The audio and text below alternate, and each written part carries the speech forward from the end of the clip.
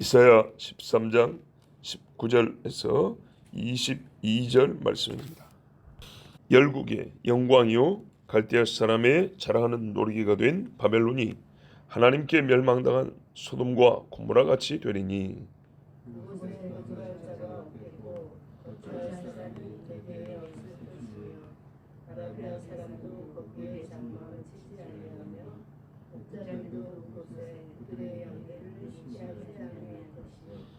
오직 들짐승들이 거기에 엎드리고 부르짖는 짐승이 그들의 가옥에 가득하며 타조가 거기에 깃들이며 들량이 거기에서 뛸 것이요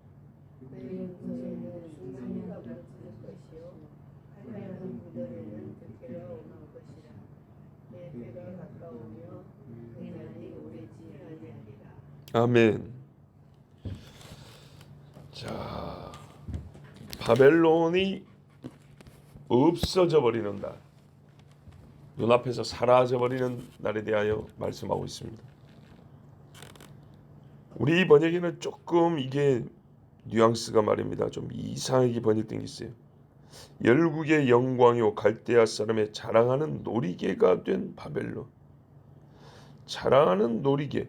애들이 제일 좋아하거나 제일 좋은 장난감 가지고 요거 봐라. 그리고 그런 느낌이잖아요. 자랑하는 놀이개. 제일 비싼 장난감. 그런 느낌인데요. 그게 아니고 여러 나라들의 영광이고 이 갈대아 사람들의 제일 아름다운 것으로 자랑거리였던 바벨론. 바벨론은 혹시 그런 그림들 보셨으면 모르겠지만 고대에 요즘에 계획도시들 있잖아요. 어느 계획도시와 따라갈 수 없을 정도로 멋졌던 도시입니다. 그 바벨론을 성경에 음녀 그러잖아요. 최고로 예쁜 여자의 모습을 보는 것처럼 도시가 어떤 도시보다도 아름답게 계획되어 만들어진 그런 도시입니다. 제일 유명한 게 뭐냐면 공중정원이라는 게 있습니다. 공중정원. 바벨론에 아마 느부갓네살 이야기했던 것 같은데 부인이 외국 사람이에요. 맨날 고향을 그리워한단 말이죠. 그 고향에서 이렇게 논일던 공원 있잖아요. 야생의 공원. 그거를 그대로 번떠와서 만들어 버렸어요. 어디다가요? 땅 위에 지상에다가. 맨 땅에 놓은 게 아니고 쉽게 말하면 궁전이 이렇게 높잖아요. 옥상에다 만들었다 생각하시면 돼요. 대단하죠. 크게 해가지고 자연에 있는 공원을 보는 것처럼 그렇게 만들어 나왔어요. 유명한 그게 공중공원이라는 게 있습니다. 그 정도로 바벨론은 아름답기로 강하기로 크기로 높고 영화롭기로 소문난 동. 예루살렘이 성전의 아름다움으로 정말 자랑거리를 하면 그 도시 자체의 아름다움은 바벨론을 따라갈 데가 없습니다. 사람의 눈에 보기에 말이죠. 자, 그런 바벨론. 우리나라 도시는 아니지만 야, 우리 인간의 손으로 저렇게 멋지게 지을 수 있구나. 그래서 인간으로 쓰였던 자부심을 갖게 할 만한 갈대아 사람들은 우리 갈대아인의 능력을 봐할 정도로 엄청난 이 도시 바벨론. 그런데 이게 어떻게 된다고요? 하나님께 멸망당한 소돔과 고모라 같이 된다. 완전히 없어져 버린다는 얘기입니다. 흔적을 찾지 못하게. 얼마나 빨리요? 소돔과 고모라가 하루에 없어져 버렸죠. 하루에. 바벨론 그렇게 없애버립니다. 자, 바벨론 주변에도 해자가 있었어요. 왜냐하면 쉽게 말하면 강이 사방으로 이렇게 둘러싸고 있어가지고 공격을 해도 들을 수가 없었어요. 방법은 물을 빼는 수밖에 없거나 물 밑으로 굴을 파는 수밖에 없는 거예요. 그렇죠? 그 방법밖에 없는데 그렇게 망했어요. 하룻밤에. 다리 연결하고 배 타고 들어간 게 아니고. 놀랍죠? 그래서 바벨론 안에 있는 애들이 흥청망청했어요. 누가 여기를 공격이 들어오겠냐고. 성벽은 높고 성문은 두껍고 크고 물이 들어오고 있는데 어떻게 들어오냐고. 근데요, 밑으로 들어오면 되지. 근데 이게 쉬운 일이 아니잖아요. 이렇게 돼버린 거예요. 야, 하나님이 그렇게 해가지고 메대 사람들에 의해서 하룻밤에 없애버렸어요. 바벨. 하룻밤에. 그게 얼마냐? 그 벨사살 왕이 성전에 금그릇 갖다 술판 마신 거 있죠? 그때가 그거예요. 지금 전쟁 중인데 정신없이 그러고 있는 거예요. 그 정도로 교만하고 생각이 글러먹은 그런 짓을 하고 있었어요. 하나님 앞에 크게 신성모독적인 죄를 짓고 그날 밤에 하나님이 없애버렸어요. 자, 소돔과 고모라 하룻밤에 싹 없애버렸는데 그 다음에 어떻게 됐냐 하면은 그 큰 성이니까 사람들이 차지해서 살았겠죠. 써먹을 것도 많고 뺏을 것도 많고. 그런데요, 희한하게 이 바벨론이 뒤에 역사 중에 없어져 버린 겁니다. 기록에는 있어요. 바벨론이 이런 도시였다고. 근데 사람들이 가보면 아무것도 없는 겁니다. 허허벌판인 거예요. 사막, 광야. 그냥 막 풀들 나 있고 짐승들 뛰댕기고 도대체 그 어마어마한 도시가 있었다는 흔적이 없어요. 지금 여러분 우리가 이 뭐 고대 유적지를 발굴했네 가보면 자그마한 데는요 무슨 초가집 정도밖에 안 돼요 크기가. 그죠? 뭐 유적지 발굴한다고 막 펜스 쳐놓고 사람들 접근 금지하고 가보면 어마어마하게 크냐 그런 데는 별거 없고 보통은 조그만해요. 근데 바벨론은요 이 도시 자체가 얼마나 큽니까? 조그마한데도 사람들이 가다가 긁어보고 이게 뭐냐 팔에 뭐가 걸리는데 한번 파볼까? 그래가지고 파면 뭐 몇십 평 몇백 평 해가지고 와 유적이 발굴됐네 막 그냥 거기서도 뭐가 나오네 막 그런단 말이죠. 그런데 이게 몇십 평 몇백 평짜리가 아니란 말이에요. 엄청나단 말이죠. 그죠? 뭐 수십만 평 수백만 평 되는 어마어마한 도시인데 세상에 흔적을 못 찾는다는 게 말이 됩니까? 유명하게 바벨론 기록에는 무지하게 많이 나오는데 막상 가보면 없는 거예요. 찾을 수가 없었어요. 하나님 말씀에 20절 보세요. 그곳에 거주할 자 사람이 못 살고 대대로 거하지 못한다 그랬어요. 오랫동안 아라비아인도 거기에 정말 치지 않다. 목자들도 거기에 양우리를 만들지 않는다. 쉽게 표현하면 돼. 저번에 우리가 수요일날 구약 결혼 시간에 말씀드렸던 내용인데 사실 자, 그 주변에 사는 아랍 사람들도 이 동네가 어딘지 몰라. 예. 그리고 여기는 너무 황폐해서 천막을 치기도 어렵다. 양들이 풀을 뜯기는 것도 어느 정도 뭐가 좀 있어야 가서 풀을 뜯길 건데 가봐야 뜯어먹을 것도 없다. 그런 데라는 거예요. 그럼 뭐 하냐 했더니 사람 치는 가축이 아니라 그냥 야생의 들짐승들. 21절 22절이죠. 들짐승이 거기에 엎드리고 부르짖는 짐승이 그들의 가옥에 가득하며 타조가 올빼미가 들량이 그래서 춤을 추리라. 그러니까 오가는 짐승이 한 번씩 쉬었다 가고 들짐승이요. 그리고 옛날에 사람이 살았던 집의 흔적 같은 데 가보면은 짐승이 거기 둥지를 틀고 있어가지고 이게 사람이 살던 집인지 짐승이 사는 뭡니까 둥지 또는 뭐 그걸 뭐라고 하죠? 짐승의 생각이 안 나는데 하여튼 사람들이 구분이 잘 안 돼요. 그리고 들짐승이 거기서 막 소리 지르면서 살고 있으니까 일반 사람들 접근이 어렵죠. 무섭잖아요. 승냥이가 부르짖을 것이요 화려하던 궁전에는 들깨가 운다. 예, 뭐 이런저런 짐승들이 왔다 갔다 하면서 부르짖는답니다. 또 옛날 번역에는 뭐라 하냐면요 용들이 있다 했어요. 용들. 들깨라고 우리 번역인데 있죠. 22절을 보면 이게 옛날 번역에는 용들이 부르짖으니 그랬어요.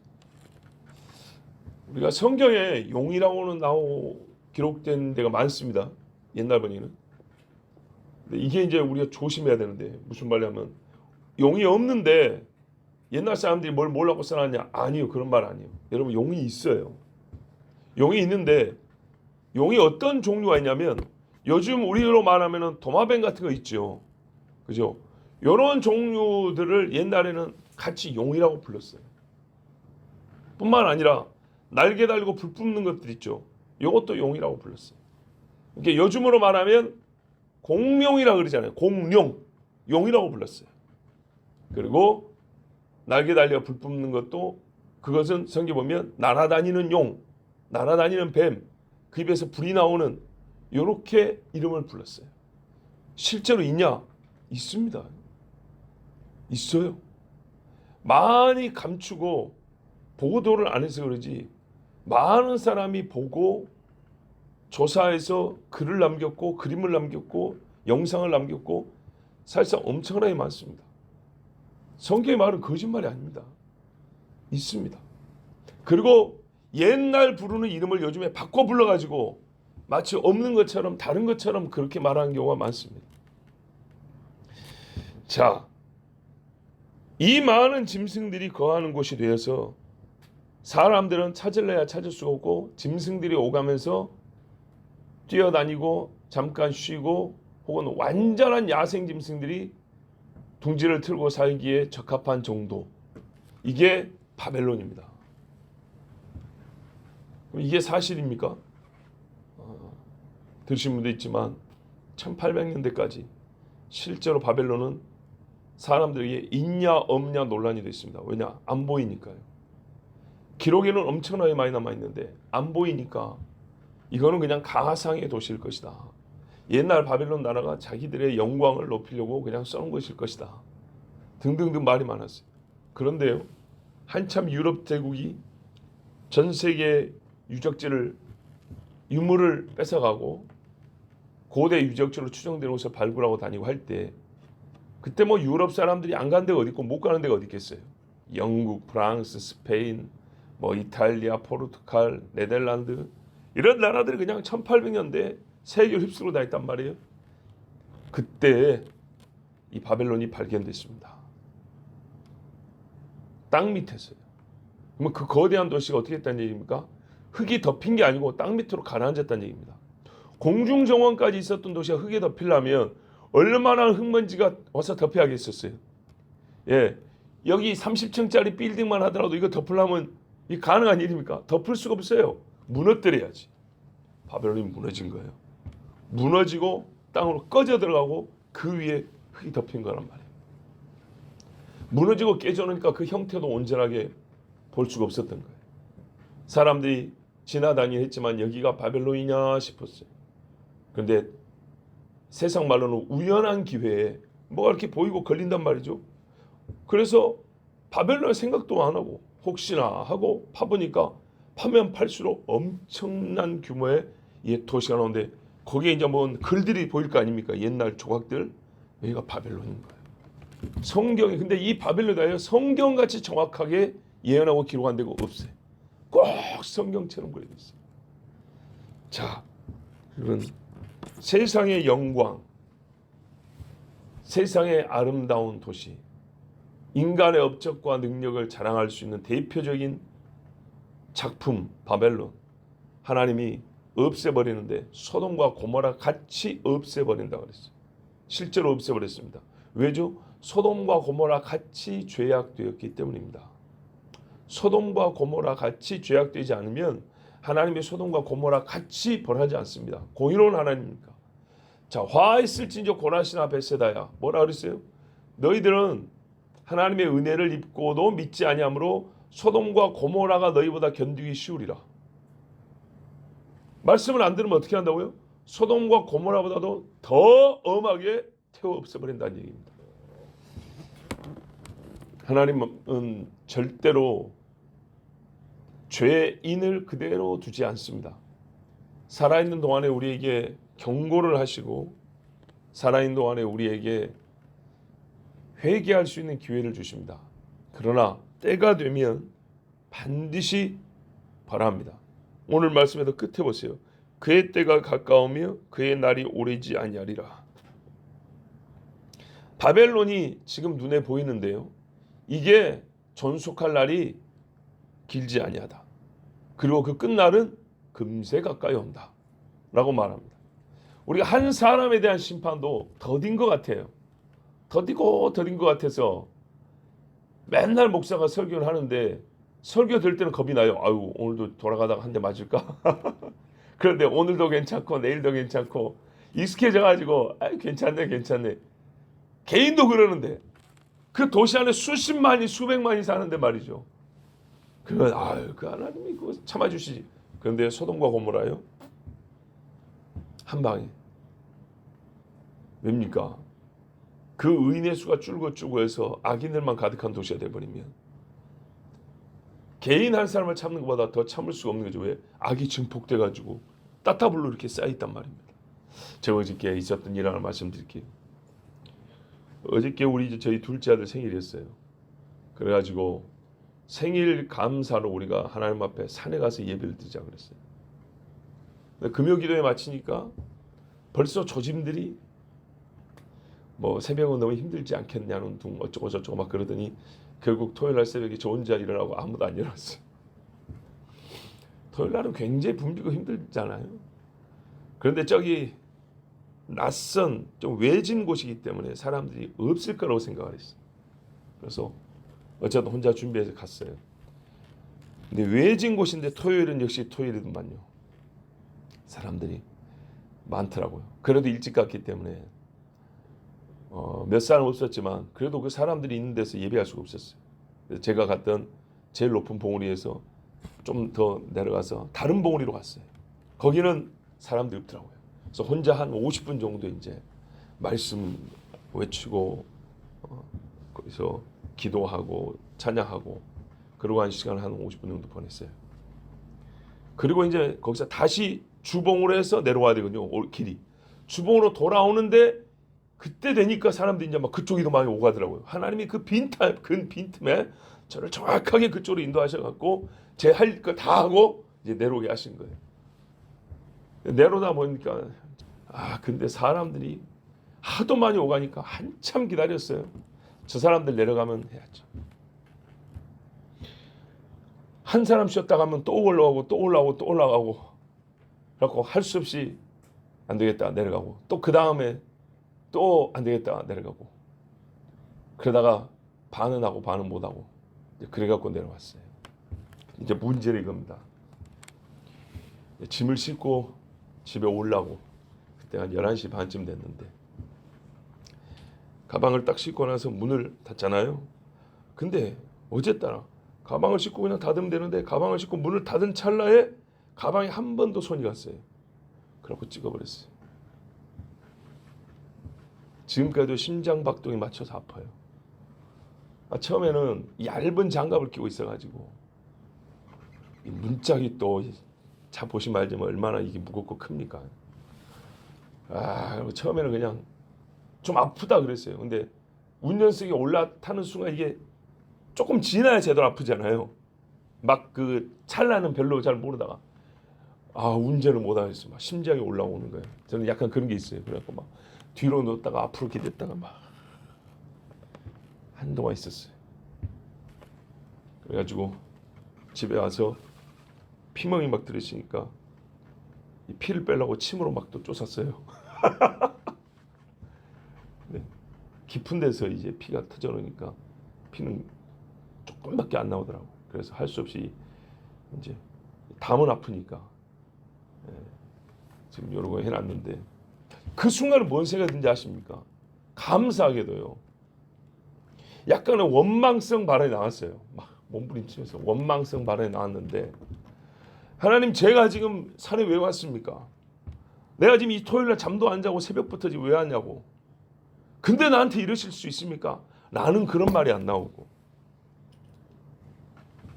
뭐라고 말이 나왔냐면요. 진짜 솔직히 뭐라고 하냐면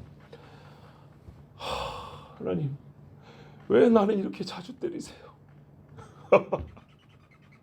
다른 사람은 한참이라도 안 때리더만 나는 뭐만 좀 걸렸다 하면 때리고 어깨를 때리고 무릎을 때리고 자전거 타다 자빠지고 요새 유독 이렇게 왜 자주 때리십니까? 이게 전제가 있어요. 뭐죠? 내가 잘못했다는 전제예요. 말이 완전 다르잖아요. 내가 지금 하나님 여기 왜 왔어요? 이 먼데 토요일 아침에 잠도 안 자고 피곤해 죽겠는데 예? 내가 지금 저 사람들처럼 보면 알아요. 산에 가는 사람들 중에 바람 피는 사람 얼마나 많이 보이는지 딱 보면 보여요. 그죠? 댕겨보면 이게 눈에 싹싹 들어온다니까요. 저 사람이 여기 왜 왔는지 누군지 어떤 관계인지 되게 보이는데 내가 지금 여기 온 이유는 진짜 동서남북 사는 하나님 앞에 예배의 깃발을 꼽으러 왔는데 이런 나에게 이럴 수 있습니까?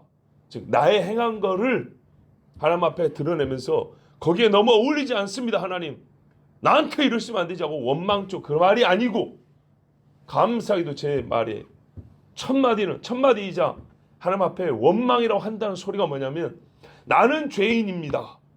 즉 하나님 앞에 왜 나를 때렸냐고 나는 죄가 없는데 나는 이렇게 잘하는데 그럴 말할 자격이 없습니다. 분명히. 그런데 잘못을 했는데 유독 나만 자주 때리는 것 같습니다. 제가 말해놓고 와서 한편은 마음이 기쁘고 감사했어요. 자연스럽게 나오는 거잖아요. 그 찰나의 순간에 나오는 거니까. 근데 솔직히 뭐 원망조는 원망조인데 내가 이렇게 잘하는데 왜 나는 상을 안 주고 때립니까가 아니고 나도 잘못한 게 많은 똑같은 사람인데 유독 나만 좀 자주 때린 것 같습니다. 그가 있어요. 그러니까 내가 죄인한 걸 전제했어요. 그리고 아픈데도 생각을 했어요. 만약에 저 산에서 내려다가 내가 다리가 부러졌으면 아니 지금이라도 하나님이 나를 너 새끼 너 며칠 전에 이런 생각하고 이런 말 했지 너 안 되겠다 이리 올라와 그냥 죽어 그러더라도 내가 할 말이 있을까?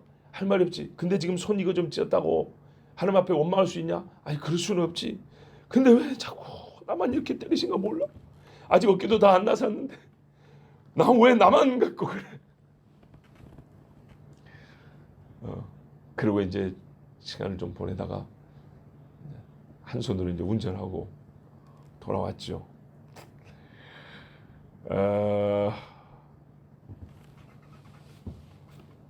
왜 이야기를 했냐면 네 날이 길지 않냐고 네 때가 가까웠다 그랬잖아요. 바벨론 금세 쳐버린다 그랬잖아요. 근데 이제 제가 생각이 난 거예요. 요즘 따라 하나님이 아주 크게 쳐가지고 꼼짝도 못하게 만드는 건 아닌데 이렇게 몸이 아프고 힘들게 한 번씩 툭툭 치시는데 진짜로 하나님 한번 걷어차버리면 사람이 견딜 수가 있을까? 근데 무슨 말씀을 하시려고 나 요즘에 이렇게 며칠에 한 번씩 때리실까? 그런 생각이 드는데요. 그러면서도 감사하게 분명히 나에게 하실 말씀이 있거나 내가 잘못해서 그런 것이지 그날 내가 뭐 고생을 했니 어쩌니 이런 거는 일절 생각이 안 났어요. 그리고 한편 또 이런 생각이 들었어요. 더 큰 것 내가 몰라서 그렇지 더 큰 사고가 날 것을 방지하기 위해서 내 걸음을 잠시 멈추시려고 이러신 건가? 그렇게 생각이 돌아가더라고요. 그래서 감사하게도 내가 몸이 이렇게 괴로운 그런 이제 물론 내 부주의지만 하나님과 관계 생각할 때 하나님을 원망하고 나는 의로운데 하나님이 불의합니다 소리를 하지 아니하고 내가 분명히 잘못했고 나는 더 큰 벌을 받아도 쌉니다. 그런데 막상 작은 매라도 맞으면 아프거든요. 하나님 아픕니다. 혹시라도 무슨 하실 말씀이 있습니까? 아니면 내가 요즘에 뭐 이렇게 자꾸 생각하지 못하는 뭔 잘못이 있던가요? 이제 이러면서 돌아보고 그 이제 막 몸부림치면서 그런 생각을 한참 하다가 그리고 이제 왔습니다. 여러분 그의 때가 가깝고 그의 날이 길지 아니하리. 양심에 거리끼는 거 있으면 회개는 빨리 하는 게 좋습니다. 남이 이렇게 하나님 앞에 작은 매짐 하나씩 맞을 때 배우셔야 됩니다. 나 요즘에 별 문제 없던데 뭐 하나님 앞에 좀 겁이 나긴 했는데 아무 일 없이 지나가더라고. 뭐 1년 2년 지나도 괜찮던데 여러분 크게 맞으면요 회복이 안 됩니다. 조금 맞은 거는 며칠이면 회복이 되는데 크게 맞은 것을 한 번 넘어가지면 못 일어납니다. 그래서 항상 하나님 앞에 빨리빨리 회개하고 빨리빨리 돌이키는 것이 사는 길이고 지혜로운 것입니다. 그래서 하나님께 아프지만 감사합니다. 매를 때려주시는 아버지 그리고 조금이라도 내 자신을 다시 한번 돌아볼 수 있게 해주신 하나님 그리고 더 크게 다쳤으면 얼마나 크게 아팠으면 뼈라도 부러졌으면 어쩔 뻔했어요. 문짝도 두꺼운데 얼마나 하나님께 감사한지요. 자 여러분, 대바벨론이랄지라도 인간의 최고의 힘과 능력과 그 지혜를 드러내는 최대의 작품 바벨론이랄지라도 소돔과 고모라같이 하루아침에 하나님이 쓸어버렸습니다. 장차 있을 바벨론도 그렇게 하십니다. 그렇다면 우리 한 사람의 인생은 아무것도 아닙니다. 다만 하나님께서 귀히 보시사 기다리시고 참아주시고 긍휼을 베푸시는 것입니다. 오늘도 주일입니다. 하나님께 영광 돌리고 하나님의 긍휼을 하심을 입는 날, 주일을 주일답게 잘 보내시기 바랍니다. 기도하겠습니다. 아버지 하나님 감사합니다. 바벨론이 무엇입니까? 인간이 만든 탑이 수천 층을 쌓아 높다 한들 그것이 무엇입니까? 하나님이 기초를 허물어 버리면 와르르 무너져 버립니다. 수백만 평 넓게 성을 쌓으면 뭐하겠습니까? 하나님이 땅을 꺼지게 만들면 한꺼번에 지옥으로 던져 들어갑니다. 주여, 인간의 아름다운 보석이며 옷가지들이 무엇입니까? 불꽃 하나에 다 살라져 버리고 녹아버립니다. 아버지 하나님, 우리의 육체의 아름다움이 무엇입니까? 세월이 얼마 지나지 않아서 쪼글쪼글 참 볼품없이 되어버리는 게 육체입니다. 주 하나님, 지혜롭게 하옵소서. 사람이 가진 아름다운 것, 힘 있는 것 자랑하지 말고 주님 앞에 겸손하게 하시고, 오늘도 지켜주심에 그저 감사하고, 오늘도 써주심에 겸손하고, 오늘도 예배를 받아주심에 하나님과 함께 기뻐하는 주의 자녀들이 되게 하여 주시옵소서. 우리를 사랑하사 부르심을 믿습니다.